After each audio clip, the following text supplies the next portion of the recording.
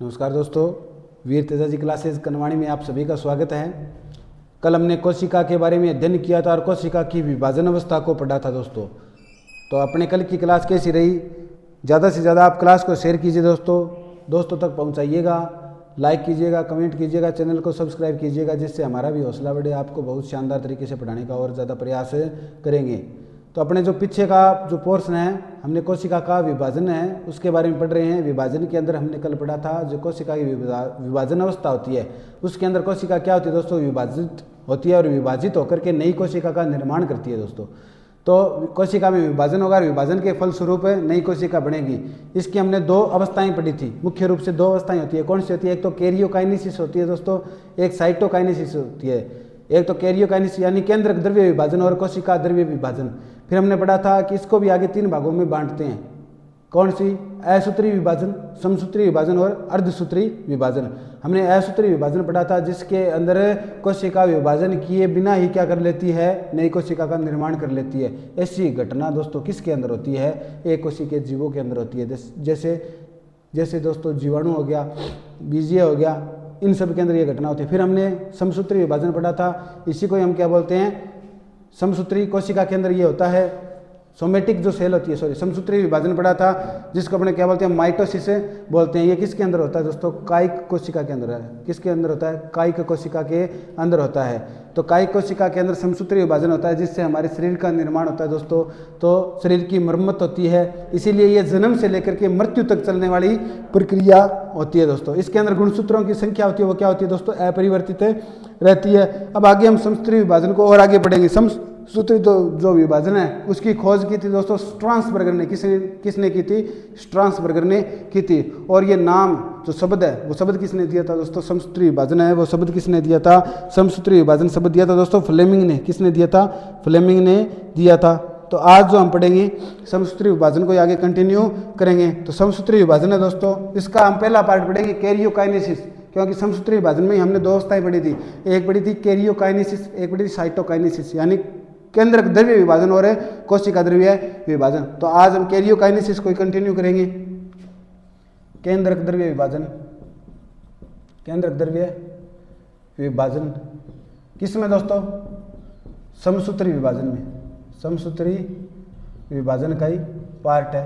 तो इसको हम दोस्तों मुख्य रूप से चार पार्ट में बांटते हैं, चार अवस्थाओं में बांटते हैं। चार अवस्थाओं के बाद में केंद्रक का विभाजन होता है समसूत्री विभाजन में। पहली अवस्था होती है दोस्तों प्रोफेज।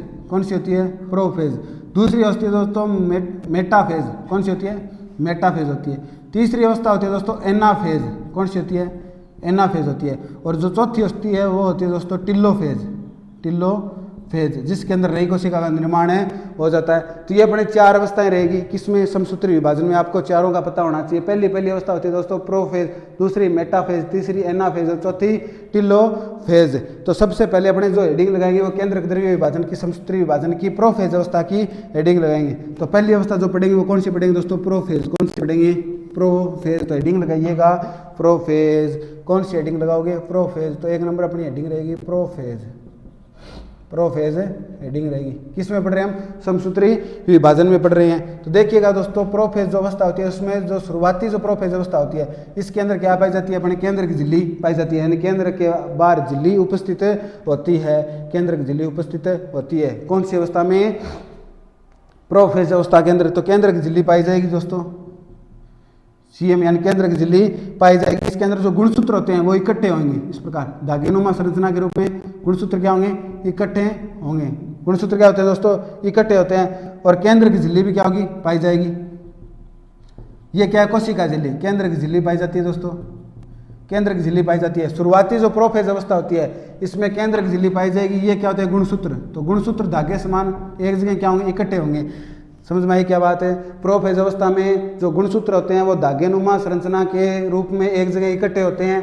केंद्र की झिल्ली इसमें उपस्थित होती है। समझ में आई क्या बात है? जैसे जैसे जो ये प्रोफेज आगे बढ़ती जाएगी तो जो केंद्र की झिल्ली है वो क्या हो जाएगी दोस्तों? लुप्त। क्या हो जाएगी? लुप्त हो जाएगी। केंद्र का केंद्र तर्कुतंतु से क्या हो जाएंगे? अलग हो जाएंगे। तर्कुतंतु से जुड़े हुए नहीं होंगे परंतु क्या हो जाएंगे? अलग अलग हो जाएंगे, यानी दूर दूर चले जाएंगे। तो हम क्या लिखेंगे? शुरुआती प्रोफेज अवस्था में, शुरुआती प्रोफेज अवस्था में, लिखिएगा साथ में, शुरुआती प्रोफेज अवस्था में केंद्रक झिल्ली, केंद्रक झिल्ली, केंद्रक झिल्ली, केंद्रक झिल्ली व केंद्रिका, केंद्रिका पाई जाती है। इसी के साथ दोस्तों कमेंट करके बताइएगा भी विभाजन क्यों होता है, कोशिका का विभाजन क्यों होता है। मैंने बताया था शुरुआत में आपको, कोशिका का विभाजन है क्यों होता है, केंद्र का पाई जाती है। गुणसूत्र, गुणसूत्र धागे के समान दिखाई देते हैं। कैसे दिखाई देते हैं दोस्तों? धागे के समान है दिखाई देते हैं शुरुआती प्रोफेज अवस्था में। आगे क्या होता है दोस्तों? अंतिम प्रोफेज अवस्था के अंदर, जब प्रोफेज की अंतिम स्टेज होती है उसमें क्या होता है? तो अंतिम प्रोफेज अवस्था में केंद्रक झिल्ली लुप्त हो जाती है। अंतिम प्रोफेज अवस्था में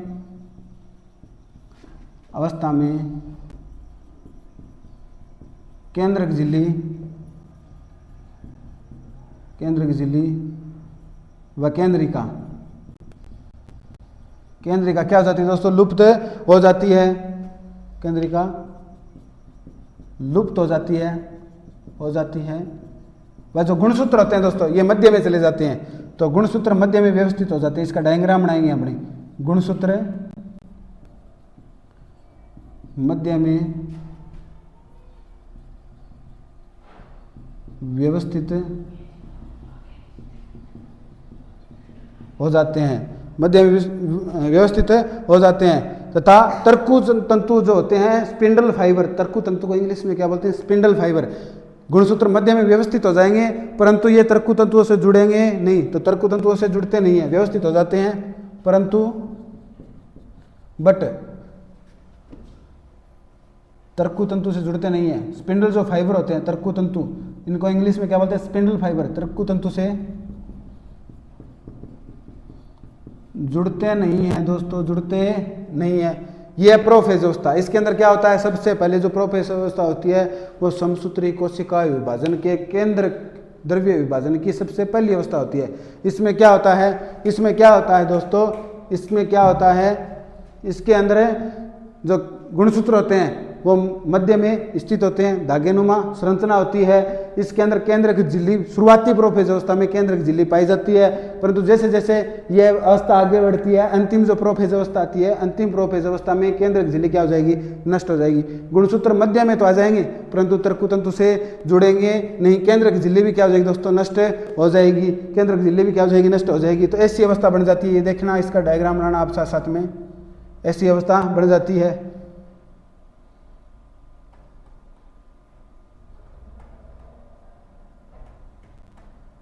ऐसे गुणसूत्र वो इस प्रकार है, इस प्रकार मध्य में चले जाते हैं।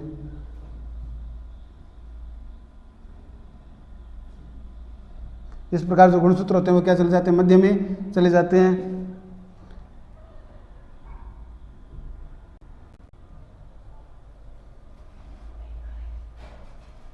ये क्या दोस्तों? तरकु तंतु, तरकु तंतु है। इनको क्या बोलते हैं? इंग्लिश में स्पिंडल फाइबर बोलते हैं। अब देखिए इसमें केंद्रक झिल्ली नहीं है, केंद्रक झिल्ली भी नहीं है, और क्या नहीं है दोस्तों? केंद्रक झिल्ली नहीं, केंद्रिका भी इसमें अनुपस्थित होती है। ये क्या है? तरकु तंतु है। ये क्या है? तरकु तंतु। ये गुणसूत्र कहाँ पे चले गए? मध्य में चले गए। तो गुणसूत्र मध्य में व्यवस्थित हो जाते हैं अंतिम प्रोफेज अवस्था में। दोबारा समझिएगा दोस्तों, प्रोफेज अवस्था के शुरुआती समय में केंद्रक झिल्ली क्या हो जाती है?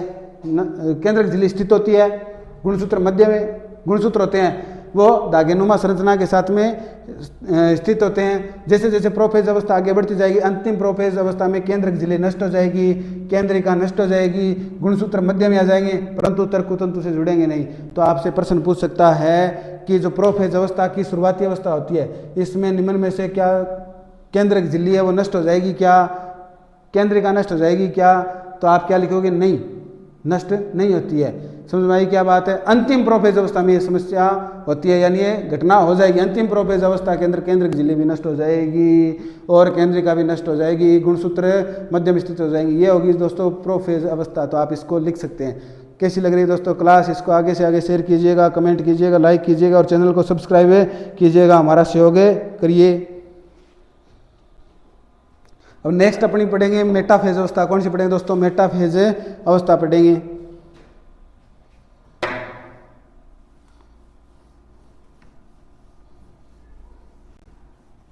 नेक्स्ट अपनी हेडिंग रहेगी मेटाफेज।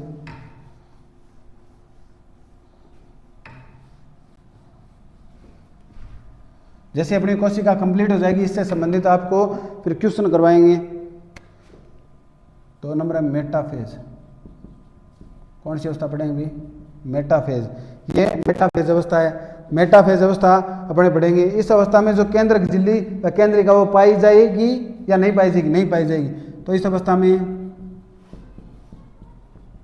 अवस्था में केंद्रिका व केंद्रक झिल्ली नहीं पाई जाती है, नहीं पाई जाती है। गुणसूत्र अवकोशिका के मध्य में व्यवस्थित होकर तर्कु तंतु से अब जुड़ जाएंगे। प्रोफेज की आरंभिक स्थिति में गुणसूत्र है वो जुड़े नहीं थे, किससे? तर्कु तंतु से। अब गुणसूत्र क्या हो जाएंगे? तर्कु तंतु से जुड़ जाएंगे। तो गुणसूत्र मध्य में तो व्यवस्थित हो गए थे प्रोफेज के अंदर। गुणसूत्र मध्य में व्यवस्थित होकर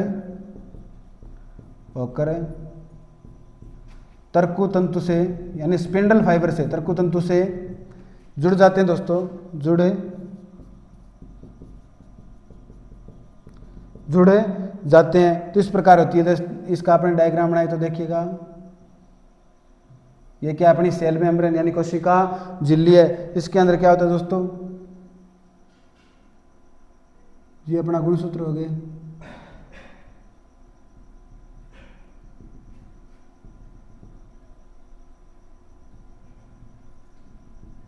ये अपने गुणसूत्र हो गए। ये क्या हो गए? इससे जुड़ चुके होंगे। इसमें एक प्रकार के तो तत्व तंतु होते हैं और एक होते हैं असतत तंतु। ये कैसे तंतु है? असतत तंतु है। और ये कौन से तत्व है? तत्व तंतु है। तो देखिएगा, ये अपना तारककाय सेंट्रोमियर बोलते हैं। ये जो बिंदु नुमा संरचना, ये क्या है? तारककाय। तारककाय जिसको क्या बोलते हैं? सेंट्रोमियर बोलते हैं। ये क्या? स्तत तंतु यानी लगातार है। तो इस अवस्था में स्तत तंतु का निर्माण होता है। स्तत तंतु कंटिन्यूस फाइबर है। ये कौन से? कंटिन्यूस फाइबर है। ये क्या? असतत तंतु। असतत तंतु है, अनकंटिन्यूस फाइबर्स। ये क्या? अपनी गुणसूत्र है। गुणसूत्र मध्य में व्यवस्थित है। गुणसूत्र मध्य में क्या हो गया दोस्तों? व्यवस्थित हो गए हैं। तो ये देखिएगा, ये मेटाफेज प्लेट बोलते हैं इसको। इसको क्या बोलते हैं दोस्तों? Metaphase plate. मेटाफेज प्लेट बोलते हैं। तो ये अपनी कौन सी है? मेटाफेज। देखिएगा, मेटाफेज। इस अवस्था में केंद्रक व केंद्रक झिल्ली तो क्या हो जाएगी? नष्ट। क्योंकि हमने पढ़ा था प्रोफेज के अंतिम अवस्था में मेटाफेज और प्रोफेज के अंतिम अवस्था में केंद्रक झिल्ली व केंद्रिका क्या हो गई थी दोस्तों? नष्ट हो चुकी थी। गुणसूत्र इसमें मध्य में स्थापित हो, प्रोफेज अंतिम में हो चुके थे। अब की बार क्या? ये तंतुओं से जुड़ चुके हैं, स्पिंडल फाइबर या तर्कु तंतु से जुड़ चुके हैं। 2 प्रकार के तंतु का निर्माण होता है। एक तो होता है असतत तंतु और एक होता है दोस्तों स्तत तंतु। मेटाफेज प्लेट का निर्माण हो जाता है, गुणसूत्र मध्य में व्यवस्थित हो जाते हैं। तो एक बार आप इतना लिख सकते हैं दोस्तों।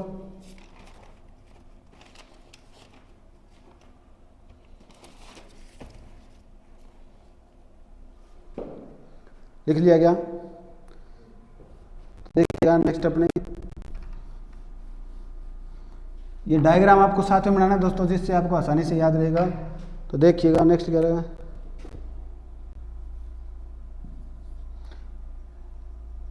देखिएगा, इसमें दो प्रकार के तंतु का निर्माण होता है दोस्तों। एक तंतु व अन्य दूसरा असतत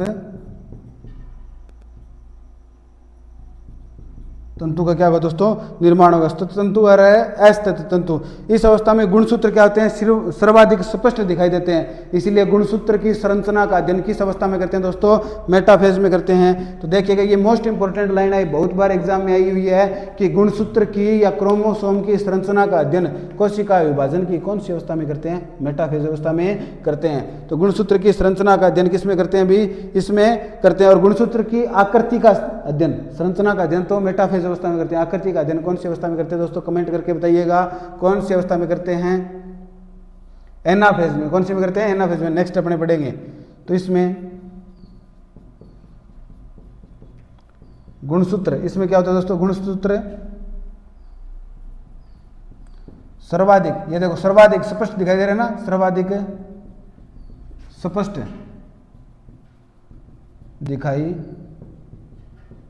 दिखाई देते हैं, इसलिए दिखाई देते हैं, इसलिए गुणसूत्रों की संरचना का अध्ययन, संरचना का अध्ययन मेटाफेज अवस्था में किया जाता है। मेटाफेज अवस्था में किया जाता है। मोस्ट इंपॉर्टेंट है ये लाइन, मोस्ट इंपॉर्टेंट है दोस्तों। तो ये होगी अपनी मेटाफेज अवस्था। मेटाफेज अवस्था में क्या होता है, गुणसूत्र मध्य में स्थित हो जाते हैं, केंद्रिका नष्ट हो जाती है, केंद्रक झिल्ली नष्ट हो जाती है। और इसमें क्या होता है, जो गुणसूत्र होते हैं वो तर्कुतंतु से जुड़ जाते हैं। कौन से तर्कुतंतु से, अस्तत तर्कुतंतु से जुड़ जाते हैं। दो प्रकार के तंतुओं का निर्माण होता है, स्तत तंतु और अस्तत तंतु। तो गुणसूत्र अस्तत और अस्तत तंतुओं से जुड़े जाते हैं। अस्तत और स्तत तंतु, इससे एक प्लेट बनती है जिसे बोलते हैं मेटाफेज प्लेट बोलते हैं। इसमें गुणसूत्रों की आकृति बिल्कुल संरचना बिल्कुल स्पष्ट दिखाई देती है, सर्वाधिक स्पष्ट गुणसूत्र दिखाई देते हैं। इसीलिए मेटाफेज अवस्था में गुणसूत्रों की संरचना का अध्ययन किया जाता है। नेक्स्ट अपने पढ़ेंगे एनाफेज। कौन सी पढ़ेंगे, तीसरी, समसूत्री विभाजन की एनाफेज अवस्था पढ़ेंगे। कौन सी पढ़ेंगे दोस्तों, एनाफेज अवस्था पढ़ेंगे।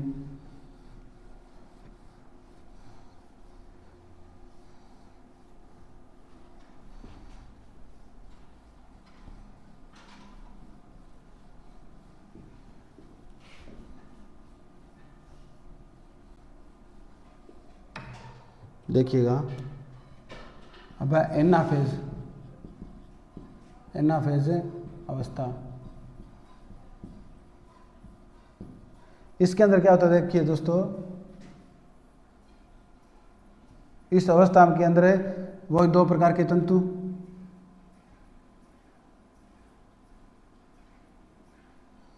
गुणसूत्र क्या करेंगे, ध्रुवों की तरफ गति करेंगे।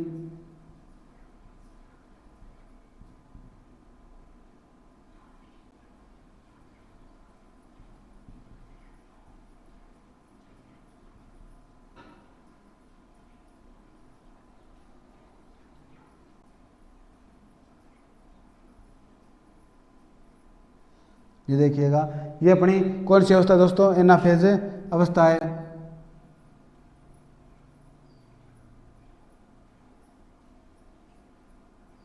ये एनाफेज अवस्था। ये तो है दोस्तों स्तत तंतु। कौन से हैं, स्तत तंतु।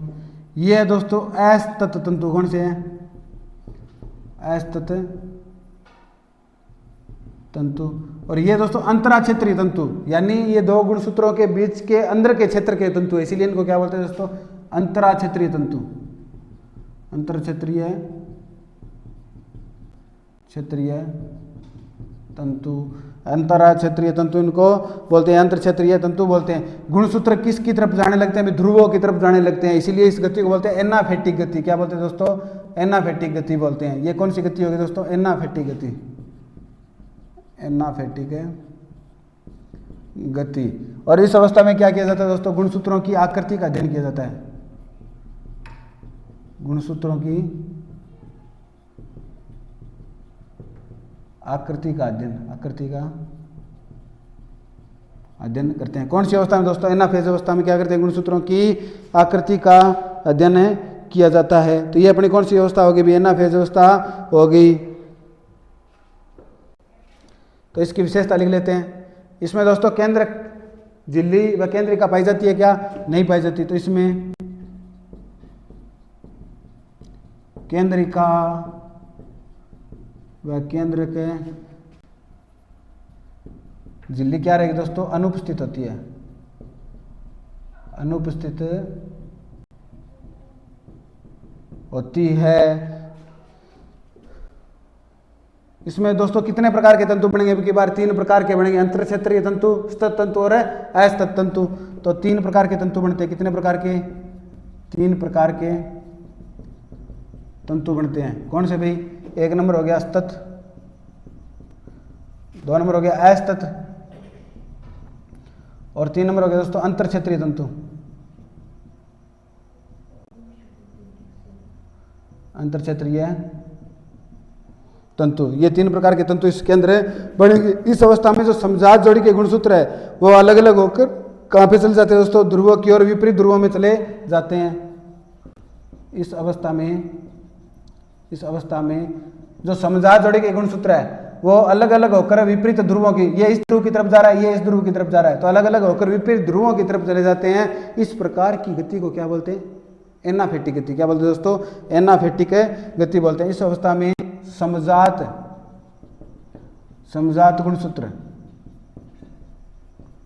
गुणसूत्र अलग अलग होकर विपरीत ध्रुवों की तरफ चले जाते हैं, ध्रुवों की तरफ चले जाते हैं। इस प्रकार की गति क्या कहलाती है दोस्तों, इस प्रकार की गति एनाफेटिक गति कहलाती है। कैसी कहलाती है दोस्तों, एनाफेटिक गति होती है। कैसी होती है दोस्तों, एनाफेटिक गति होती है। तो ये देखिएगा, इसमें केंद्रिका व केंद्रक झिल्ली अनुपस्थित, 3 प्रकार के तंतु, अस्तत तंतु, स्तत तंतु और अंतरक्षेत्रीय तंतु। अंतरक्षेत्रीय तंतु कौन से है, ये जो 2 समजात गुणसूत्र, जो समजात जोड़ी गुणसूत्र है, इनके बीच में ये जो तंतु, ये कौन से अंतरक्षेत्रीय तंतु है। फिर इसमें गुणसूत्रों की आकृति का अपने अध्ययन करते हैं दोस्तों। इसमें समजात जोड़ी के गुणसूत्र वो विपरीत ध्रुवों की तरफ चले जाते हैं और विपरीत ध्रुवों की तरफ जाएंगे तो इस प्रकार की गति कौन सी होती है दोस्तों, एनाफेटिक गति होती है। 1-2 लाइन इसमें और है, वो अपने लिख लेंगे और इसी के साथ अपनी एनाफेटिक अवस्था क्या हो जाएगी, समाप्त। इसके बाद में अपनी लास्ट अवस्था रहेगी, कौन सी, टेलोफेज रहेगी। और उसके बाद में अपनी क्लास को, आज की क्लास को क्या देंगे दोस्तों, विराम देंगे। इस अवस्था में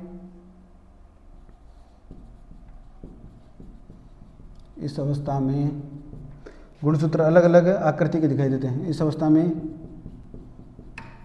गुणसूत्र अलग अलग आकृति के दिखाई देते हैं, आकृति के दिखाई देते हैं। इसलिए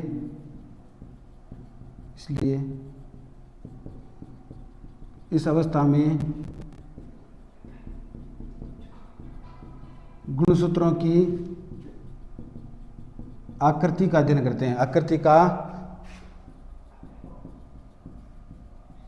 अध्ययन करते हैं। तो दोस्तों गुणसूत्रों की संरचना का अध्ययन कौन सी अवस्था में करते हैं, बताइएगा कमेंट करके, कौन सी में करते हैं भाई, संरचना का अध्ययन मेटाफेज अवस्था में करते हैं। और गुणसूत्रों की आकृति का अध्ययन किस में करते हैं, एनाफेज में करते हैं, क्योंकि जो गुणसूत्र होते हैं वो अलग अलग होते हैं, इनकी आकृति भी क्या होगी, अलग अलग होगी। इसीलिए क्या करेंगे हम, इस अवस्था में गुणसूत्रों की आकृति का अध्ययन करेंगे।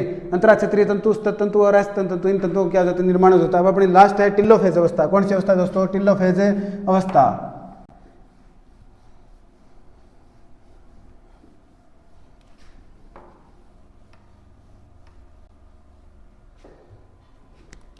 टेलोफेज अवस्था, इसके अंदर क्या होता है दोस्तों, केंद्रक झिल्ली में केंद्रिका वापस बन जाती है और अलग अलग गुणसूत्र बन जाते हैं, अलग गुणसूत्र बन जाते हैं और कोशिका 2 भागों में विभाजित हो जाती है। तो इस अवस्था में क्या होता है दोस्तों, इस अवस्था में सिंपल है, इस अवस्था में क्या होता है दोस्तों, केंद्रक व केंद्र की झिल्ली बन जाती है। इस अवस्था में केंद्रक झिल्ली वह केंद्रिका बन जाती है, वह केंद्रिका बन जाती है। केंद्रक झिल्ली व केंद्रिका बन जाती है। दो नए केंद्रकों का क्या हो जाता है दोस्तों, निर्माण हो जाता है। तो नए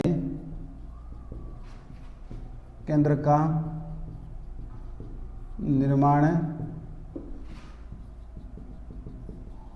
निर्माण हो जाता है। और दोस्तों कोशिका द्रव्य का विभाजन प्रारंभ हो जाता है। ये केंद्रक द्रव्य का विभाजन हम पढ़ रहे थे, तो इधर केंद्रक द्रव्य का विभाजन हो जाएगा, यानी केंद्रक दो अलग अलग बंट गए। और इस अवस्था के बाद में जस्ट कोशिका द्रव्य का विभाजन हो जाएगा। और कोशिका द्रव्य दो प्रकार का होगा दोस्तों, एक तो प्लेट के द्वारा और एक खांच के द्वारा, तो हम पढ़ेंगे कल। निर्माण हो जाता है तथा कोशिका द्रव्य का विभाजन